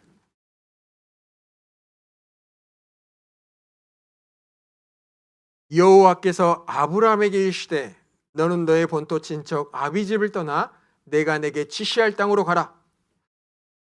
내가 너로 큰 민족을 이루고 내게 복을 주어 내 이름을 창대케 하려니 너는 복의 근원이 될지라. 하나님은 자신의 존재를 모든 사람들에게 보여주기에 증인으로 처음 사람 아브라함이라는 사람을 선택했습니다. 그 아브라함 사람을 선택하고 그에게 하나님이 세 가지를 약속해 주셨어요. 뭘 약속해 주셨느냐? 첫 번째는 땅을 약속해 주셨습니다. 지금 팔레스타인 땅, 지금 이스라엘 나라가 있는 그 땅입니다. 이 역사를 보면 왜 지금 거기에 막 전쟁 나고 있는지를 이해할 수가 있어요. 하나님은 처음 아브라함을 선택하시고 그 아브라함에게 땅을 약속하시고 두 번째는 너로 인해 큰 민족이 되겠다. 그 민족이 유대인의 이스라엘 민족입니다. 그리고 세 번째는 복의 근원이 될 것이다 라고 약속하셨어요. 하나님이 이 세 가지를 아브라함에게 부르시면서 약속해 주셨어요. 어떻게 4,000년 전에 불러주셨던 그 아브라함을 통해 세상 모든 사람의 복의 근원이 될 것인가? 마지막 날에 배우겠지만 정말 아브라함을 통해서 모든 사람들이 복을 받게 됩니다. 이 세 가지가 이스라엘 역사 가운데 다 이루어져요. 분명히 세 가지를 약속하셨죠. 이 아브라함이라는 사람이 성경에 보면 어디서 살았냐면요, 창세기 11장부터 보면 여기서 살았다고 기록되어 있습니다. 우루, 옛날 지명입니다. 우루, 여기서 살다가요 쭉 거쳐서 하람이라는 도시를 거쳐서 지금 옛날에는 가나안이라고 불렀던 지역, 이스라엘 땅입니다. 이 지역 하나님이 이 땅에서 살기를 명하셨죠. 그래서 아브라함은 여기서 살고 있다가 하나님의 명을 받고 여기 거쳤다가 이 가나안 지역으로 와서 살게 되었다라는 거예요. 오늘날 지도로 한번 바꿔서 보여드리겠습니다. 쿠웨이트라고 되어 있죠. 그 지역의 근처에서 삽니다. 그리고 여기를 거쳤다가 레바논 지역으로 잠깐 살다가 하나님이 지시한 땅, 이스라엘 땅으로 이사해 살게 되었다라는 거예요. 이 아브라함이 이사에서요 아들을 낳았는데 첫 아들이 독자 이삭 한 아들을 낳았는데 그 아들의 이름이 이삭입니다. 성경에. 이 이삭이 결혼해 아들을 낳았는데 야곱입니다. 야곱. 이 야곱이 또 결혼해 12명의 아들을 낳습니다. 12명의 아들. 하나님이 아까 이사야서에 찾았던 야곱아라고 불렀던 그 야곱입니다. 이 야곱의 이름을 하나님이 나중에 이스라엘로 바꿔주셔요. 그래서 지금 이스라엘 민족은 아브라함을 통해서 시작돼서 이삭, 야곱의 12명의 아들로 쭉 이어지게 됩니다. 그런데 이 야곱의 12명의 아들 중에요 독특한 아들 요셉이라는 11번째 아들이 있습니다. 이 야곱이 4명의 부인을 두었거든요. 그 4명의 부인 중에 가장 자기가 사랑하는 여인의 아들이 바로 여기 요셉입니다. 요셉. 그래서 12명의 아들 중에 이 야곱이요 이 요셉을 편애해 사랑합니다. 다른 형들이 아버지가 요셉만 이뻐하니까 너무너무 싫은 거예요. 그래서 이 형들이요 짜고 이 요셉을 애굽에 지금의 이집트 노예로 팔아버려요. 성경에 그런 이야기가 쭉 되어 있습니다. 제가 요약해서 지금 설명드린 것입니다. 이 요셉이라는 이 아들이요 애굽의 종으로 팔려가 고생을 합니다. 갖은 고생을 하면서 하나님이 도와주셔서 애굽의 총리로 왕 다음에 높은 위치에 앉게 됩니다. 그래서 높은 위치에 앉아서요 왕이 요셉을 통해서 이루고자 하는 것, 하나님이 애굽의 나라가 앞으로 어떻게 될 것을 요셉을 통해서 알려주셨거든요. 앞으로 애굽은 그 지역의 모든 나라는 7년 동안 풍년이 있을 것이다. 그리고 7년의 풍년이 끝나면 이어서 7년의 흉년이 이어질 것이다 라고 하나님이 알려주셨어요. 그것을 알고 있었던 요셉은 총리가 돼서 7년 풍년 동안 앞으로 올 7년 흉년의 그 기간을 준비를 합니다. 풍년을 준비하기 위해서 많은 곡식 창고를 만들어요. 그래서 풍년 때 만들어둔 곡식 창고에 많은 곡식을 넣어두게 됐다라는 것이죠. 이것이 성경에 쭉 기록된 이야기들입니다. 그에 대한 잠깐의 증거들을 신문에 나와 있는 것을 보여드리겠습니다. 아브라함의 고향 우루, 교황이 방문한다고 이렇게 나와 있죠. 첫 이스라엘의 시조가 되는 아브라함. 이집트에서 애굽에서 요셉의 곡창 발굴이라고 되어 있죠. 고고학자들. 7년의 흉년을 대비해서 요셉은 많은 곡식 창고를 지었습니다. 그 창고들이 지금도 발견되고 있다라는 것이죠. 그런데 이 요셉이 총리가 됐을 때 자기를 팔았던 형들, 가나안 땅에 살고 있던 형들이요 흉년이 들어서 애굽에 곡식이 있다라는 소식을 듣고 곡식을 사러 오게 됩니다. 그때 동생 요셉을 만나게 돼요. 요셉이 형들을 용서하고 아직 남아있는 흉년을 준비하기 위해서 그 가나안 땅에 살고 있는 모든 가족들, 아버지와 엄마 모두를, 형들을 다 이사 오게 합니다. 그래서 이제부터 이 요셉의 가족들은 애굽, 이집트에서 살게 되었다라는 거예요. 그런데 시간이 흘러 요셉도 죽고 요셉을 총리시켰던 애굽의 왕도 죽고 시간이 흘러서 애굽 나라를 보니까요, 아주 좋은 땅에 이스라엘 민족 유대인들이 잘 먹고 잘 살고 있는 거예요. 애굽 사람들이 그것을 보니까 너무 배가 아픈 거예요. 아니, 우리나라 땅인데 웬 다른 나라 사람들이 좋은 땅에서 저렇게 잘 살고 있을까? 그래서 애굽의 신하들이 새로운 왕에게 모략을 합니다. 모략을. 아니, 왕이시여, 저 민족이 다른 나라와 손을 잡고 우리를 멸망때려서 이 나라를 가져가면 어떻게 되겠습니까? 왕이 딱 보니까 그렇게 보이는 거예요. 그래서 왕이 하루아침에 이스라엘 사람들을 애굽의 종으로 삼아버립니다. 그래서 이스라엘 사람들은 그때부터 약 400년 동안 애굽의 종으로 살게 됩니다. 그때 쌓았던 많은 것들이 남아있죠. 지금 그 많은 돌더미 누가 다 쌓았을까? 이집트, 스핑크스, 피라미드 누가 쌓았을까? 누가 쌓았다고 돼 있죠? 이스라엘. 400년 노예 시대 때 저 많은 것들을 쌓았다라는 것입니다. 여기 이야기하죠.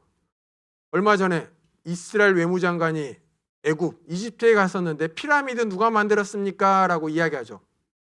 누가 만들었다고 말하는 거예요? 자기 조상, 유대인들. 우리 조상들이 예전에 여기서 노예 생활했을 때 만들었다라고 이야기하는 내용이죠. 이처럼 노예 생활을 400년간 하고 있었던 그들이 하나님께 살려달라라고 간절히 기도합니다. 하나님, 우리 좀 여기서 건져주세요. 그래서 하나님이 그 기도의 목소리를 듣고 모세를 보내줍니다. 모세.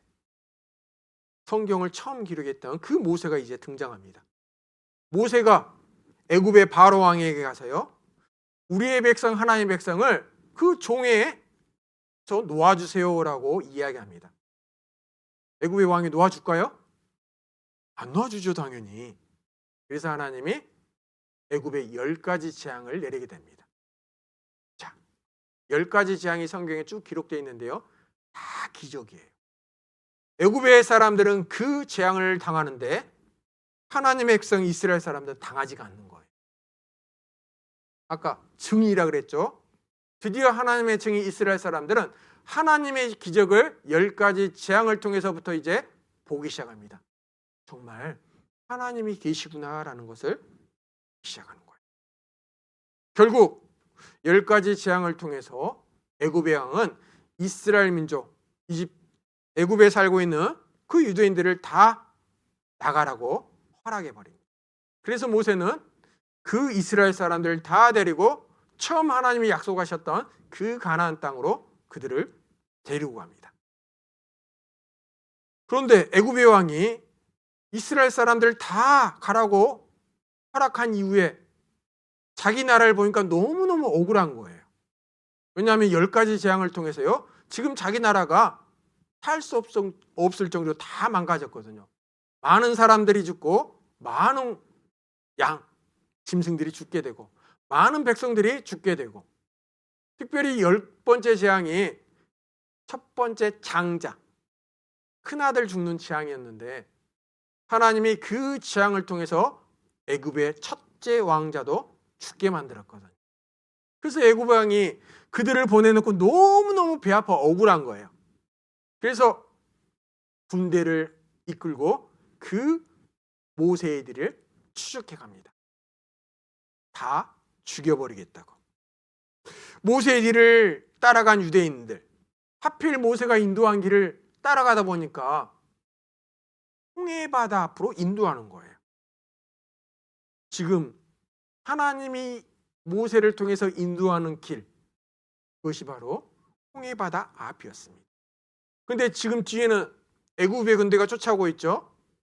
진퇴양난의 순간이 지금 이스라엘 민족에게 나타난 거예요. 하나님이 모세를 통해서 이제 앞에 놓여 있는 홍해 바다를 갈리는 기적을 또 보여줍니다.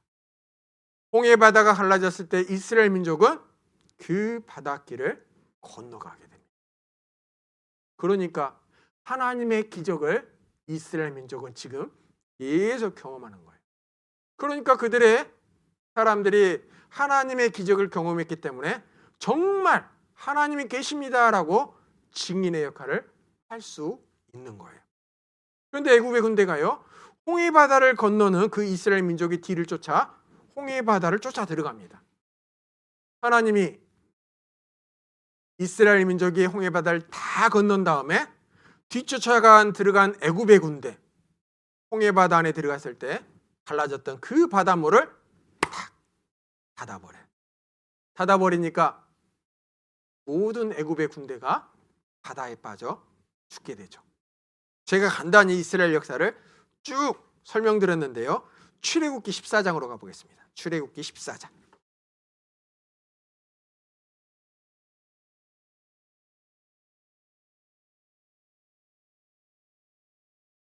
출애굽기 14장 21절입니다. 모세가 바다 위로 손을 내어민데 여호와께서 큰 동풍으로 밤새도록 바닷물을 물러가게 하시니 물이 갈라져 바다가 마른 땅이 된지라. 28절입니다. 물이 다시 흘러 병거들과 기병들을 덮되 그들의 뒤를 쫓아 바다에 들어간 바로의 군대를 다 덮고 하나도 남기지 아니하였더라 라는 겁니다. 이게 모세가 이스라엘 민족을 인도했던 길입니다. 라암셋에서 숫곳에서 출발해서 지금 쭉 이 길을 따라서 지금 여기가 홍해바다입니다.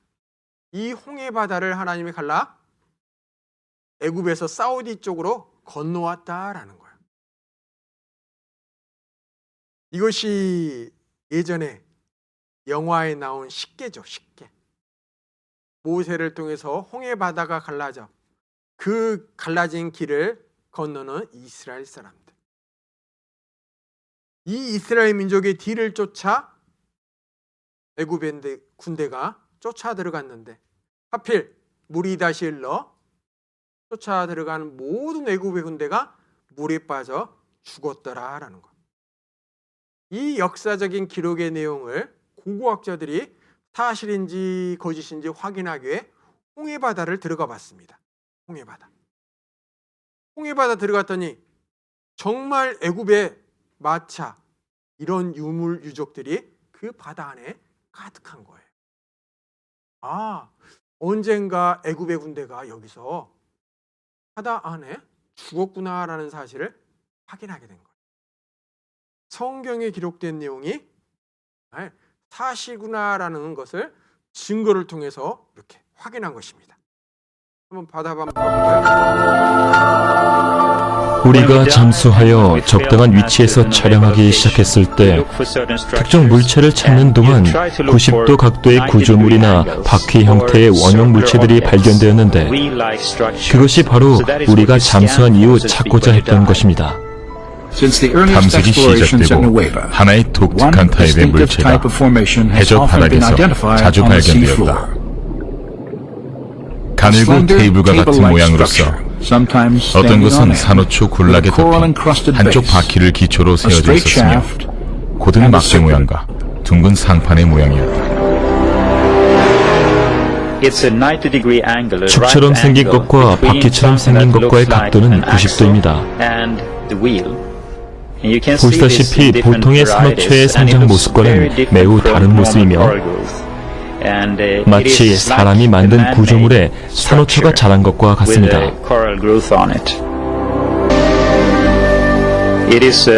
이것은 나무 재질로 만든 바퀴로서 금과 합금으로 덮여 있는데 이 합금은 금과 은의 합금으로서 그 위에서는 산호가 생장할 수 없습니다. 이 물체는 그 형태가 매우 잘 보존되어 있습니다.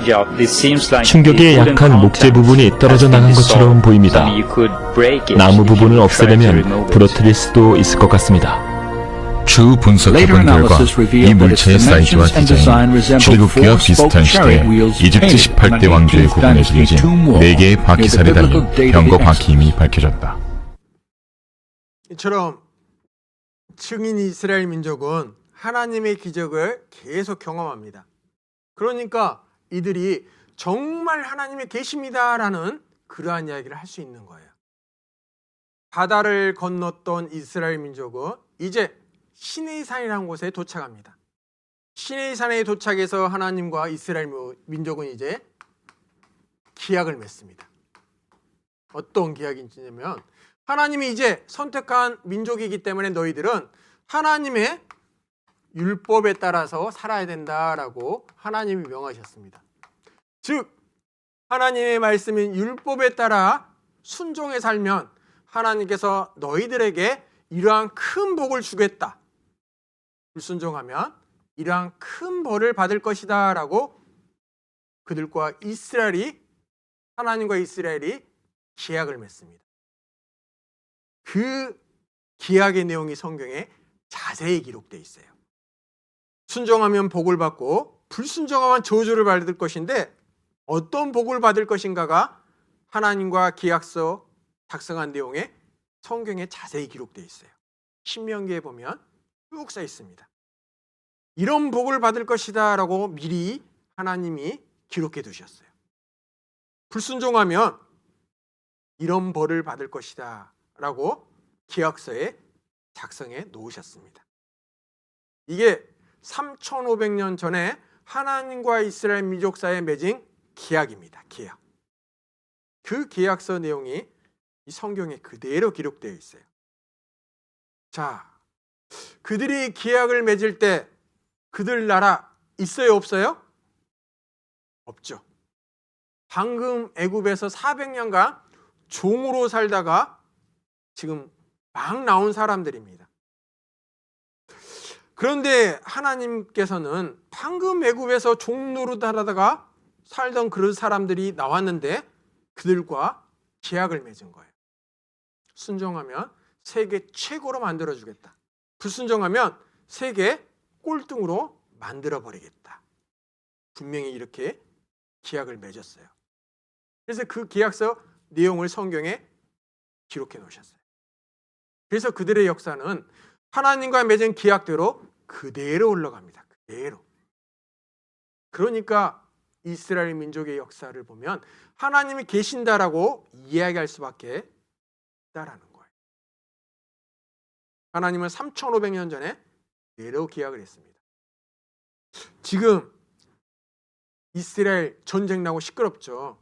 팔레스타인 사람들이 지금 와서 가자 지구라는 곳에 쫓겨나서 막 그걸 싸웁니다. 이 역사를 제가 쭉 설명드릴 텐데요. 왜 그 사람들과 지금 싸우는지 성경에 다 이유가 있어요. 딱 들어보면 그래서 싸우는 거구나. 근데 그 싸움의 일들이 성경에 하나님이 계속 설명하시는데 아주 중요한 일들이 하나님이 성경에 알려주고 있어요. 그러니까 끝까지 한번 잘 들어보셔요. 세계 역사를 알 수가 있습니다. 그러니까 하나님 말씀이라고 성경을 하는 거예요. 이스라엘 민족 하나님의 기적을 조금 전에 봤습니다.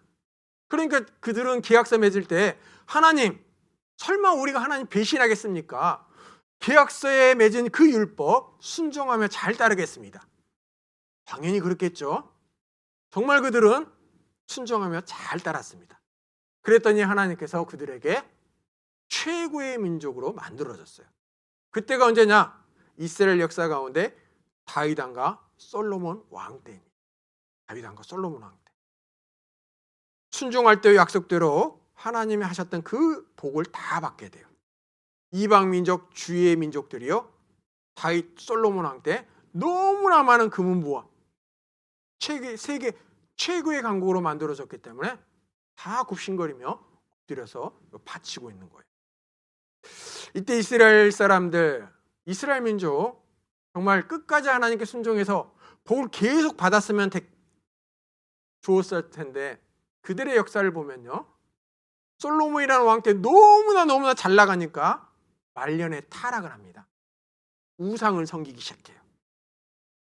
그랬더니 하나님이 그 이스라엘 나라를 두 개로 쪼개버립니다. 북이스라엘과 남유다. 근데 그들은 하나님의 계약서 내용을 기억하지 않고 또 죄를 짓습니다. 우상을 섬기고 또 하나님이 하지 말라는 그러한 죄를 짓고, 그럴 때마다 하나님은 선지자를 보내 돌이키라 돌이키라 계속 이야기합니다. 선지자를 보낼 때 돌이키는 것처럼 보였는데 또 죄를 짓고, 또 돌이키는 것처럼 보였는데 또 죄를 짓고, 하나님은 계속 그들에게 돌이키기를, 하나님과 맺었던 계약을 기억하라라고 이야기를 했는데 돌이키는 것처럼 보였지만 그들은 다시 죄를 짓는 역사를 반복합니다. 예레미야 44장에 그렇게 써놓으셨습니다. 예레미야 44장 4절에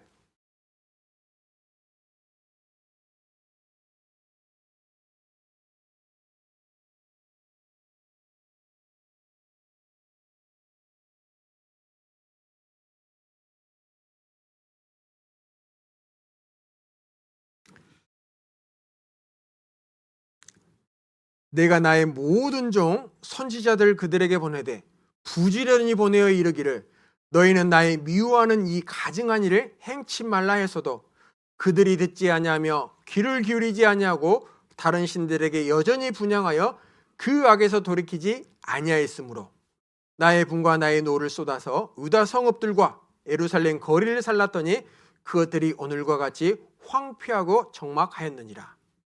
정신 차리지 못하고 선지자를 계속 보냈는데도 그 선지자를 죽이기까지 합니다. 그래서 그들은 하나님께서 벌을 내리시죠. 옆에 나라를 통해 그 나라의 지배를 받게 하는 것입니다. 북이스라엘 BC 722년에 아시라는 나라에 멸망당합니다. 남유다는 그것을 보고 정신 차린 것처럼 보였는데 또 죄를 짓습니다. 그래서 하나님께서는 바벨론을 들어 남유다를 멸망시켜 버립니다. 그런데도 그들은 정신 차리지 못하니 계속 페르시아, 그리스, 로마를 통해서 지배를 당하게 되었다라는 거예요. 약 600년 동안 그들은 이방의 민족을 통해 지배를 당하게 됩니다. 하나님께서는 저 지배를 당한 이스라엘 민족에게 마지막 기회를 주십니다. 로마가 지배할 때 마지막 기회, 예수님을 보내주십니다. 예수님이 이스라엘 땅에 오신 이유, 이스라엘 사람들의 죄 문제를 해결하려고 오셨어요.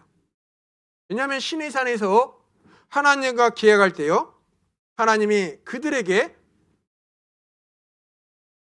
이 율법을 주신 이후에 이 죄를 해결할 수 있는 제사에 대해서 설명했거든요. 이 죄를 해결할 수 있는 제사에 대해서 설명하면서 너희들은 1년에 매일 한 번씩 이 죄를 해결할 수 있는 제사를 지내라. 언제까지? 메시아를 보내줄 때까지. 그래서 그들은 그 제사 문제를 해결하기 위해 메시아를 기다리고 있었습니다. 그때 하나님이 마지막 기회로 보내신 그 예수님은 자신이 메시아라는 것을 많은 기적과 이적을 통해서 보여주셨어요. 그랬더니 이스라엘 사람들이 기적을 보고요, 구름대처럼 몰려옵니다. 야, 드디어 우리가 기다리던 왕, 드디어 하나님이 보내주시겠다는 그 메시아가 이분이구나라고 달려들었어요. 그래서 예수님을 왕으로 삼으려 했습니다. 그런데 예수님께서는 로마 지배를 받고 있었던 그때 그 이스라엘 민족을 독립시켜 주는 것이 아니라, 야, 너희들 이런 죄를 지으면 하나님 앞에 가서 심판받아 지옥에 간다. 계속 죄를 지적하며 꾸짖는 거예요. 너희들 이렇게 살다가 지옥 간다. 심판받는다. 독사의 자식들아. 라며 계속 그들이 듣기 싫어하는 이야기만 하는 거예요. 그랬더니 이스라엘 민족이 아니 기적을 통해서 하나님이 보내시겠다는 메시아인 줄 알았는데 메시아기는커녕 우리의 죄만 지적하네? 안 되겠다. 가만둬서는 안 되겠다. 그 당시 이스라엘 민족이 로마의 지배를 마지막에 받고 있었다 그랬죠. 그때 예수님이 오셨던 거거든요. 근데 예수님께서 계속 그들의 죄를 지적하니까 종교 지도자와 많은 사람들이 예수님을 자기를 지배하고 있는 로마 총독에게 고발합니다. 왜냐하면 그들은 재판할 권리가 없기 때문에.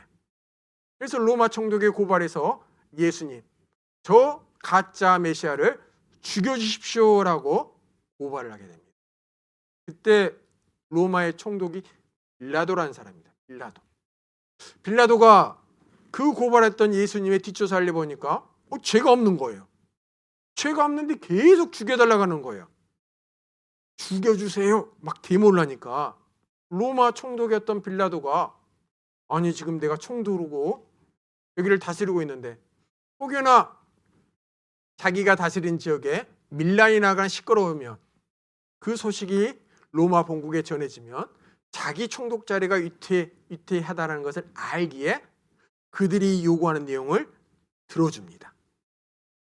그러면서 꾀를 내죠.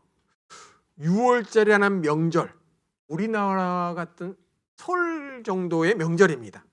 근데 이 6월절에는요, 가장 나쁜 죄수 한 사람을 풀어주는 그러한 전례가 있습니다. 그래서 빌라도 총독이 그 예수님을 풀어주려고 꾀를 냅니다. 그 당시 가장 죄를 많이 지었던 바라바라는 죄수, 그 죄수와 예수님을 넣고 이스라엘 민족에게 야 너희들 명절 때 죄수 한 사람 풀어주는 전례가 있는데 이 둘 중에 누구를 풀어줄까? 당연히 빌라도 입장에서는 예수님을 풀어주겠지라고 요구할 줄 알았는데 이스라엘 민족은 예수님이 아니라 빌라도의 의중대로 예수님이 아니라 바라바를 풀어달라는 거예요. 바라바. 아니 죄 없는 너희들 왜 이 죄 많은 바라바를 풀어주라고 하느냐? 그러면 예수님은 어떻게 할까? 그랬더니 이스라엘 민족이 이구동성으로 죽여달라는 거예요. 죽여달라. 우리 죄를 지적하는 저 가짜 메시아를 죽여주십시오. 그랬더니 빌라도가 그 이야기를 듣고 너희들 분명히 너희들이 죽여달라고 해서 내가 예수님을 죽인 분명히 그런다. 나는 이 사람의 피해에 대해서 아무 관계가 없다. 그러면서 물로 손을 씻고 이 사람의 피해에 대한 죄값을 너희들이 다 당하라 라고 이야기합니다. 그랬더니 이스라엘 사람들이 걱정하지 마십시오. 죽여만 주십시오. 죽여만 준다면 저 사람에 대한 핏값을 우리가 우리 자손의 대대로 받겠습니다 라고 이야기를 해버려요. 그러한 내용이 성경에 자세히 기록되어 있죠. 자, 마태복음 27장 가보겠습니다.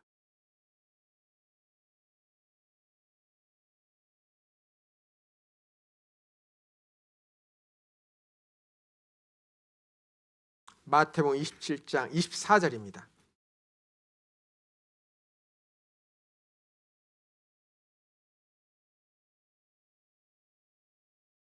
빌라도가 아무 효험도 없이 도리어 밀란이 나려는 것을 보고 물을 가져다가 무리 앞에서 손을 씻으며 가로되 이 사람의 피해에 대하여 나는 무죄하니 너희가 당하라.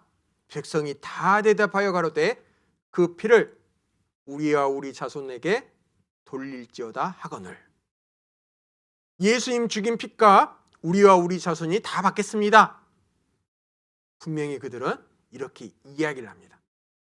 결국 로마 군인의 손에 이끌려 예수님 십자가에 못 박아 죽게 됩니다. 이 기록된 그 내용들, 잠시 이러한 내용들을 한번 보겠습니다. 세계사 책에 이렇게 기록되어 있죠. 아우구스투스 시대의 로마의 속주 팔레스타인에서 유대인을 민족적 고난을 구원할 구세주 메시아의 출현을 고대하고 있었습니다. 이때 예수는 유대교의 산민사상과 형식적인 율법주의를 배척하였다. 예수를 메시아로 믿고 따르는 사람이 늘자 유대교의 지도자는 예수를 로마의 반역자로 고발하여 십자가에 처형하게 되었다. 성경에 기록된 내용을 세계사 책에 이렇게 요약해서 설명하고 있죠. 성경의 기록이 역사다라고 지금 이야기하고 있는 거죠. 네, 역사입니다. 사실이거든요. 자, 이런 것이 이제 많이 발견돼서 TV에 나오는데요.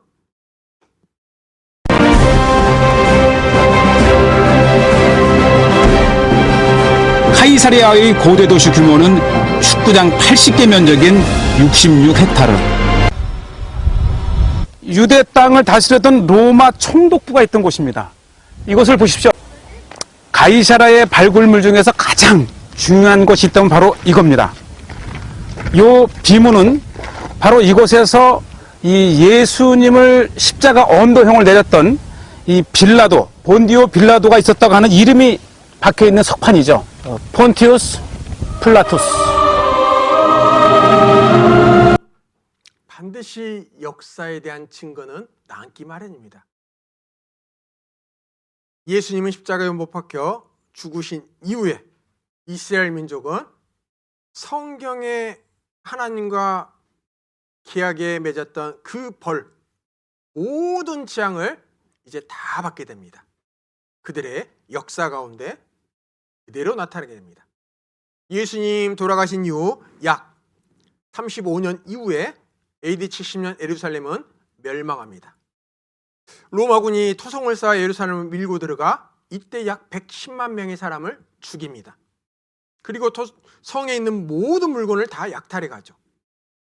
AD 135년 로마 하드리안 황제는 이스라엘 모든 도시를 다 파괴하고 이스라엘 사람들은 이제 여기서 살 수 없다 법으로 정하게 됩니다.